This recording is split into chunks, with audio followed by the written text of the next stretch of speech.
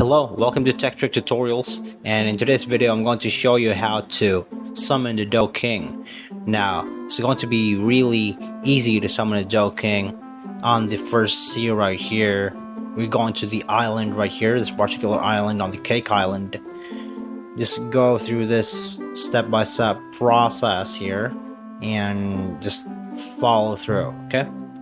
So once you're here, you're going to be finding this entity right here, this dealer right here, where you trade, where he summons up the Doe King on the quests where you had to like defeat the Doe King, and eventually once you have defeated the Doe King, you would have had activated the Doe ability as a follow-up, as a price for this. So that's it. That's how simple and easy it is to summon a Doe King. So I hope this video is of any help for you guys, and thank you so much for watching Tech Tricks Tutorials, and you guys have a nice day.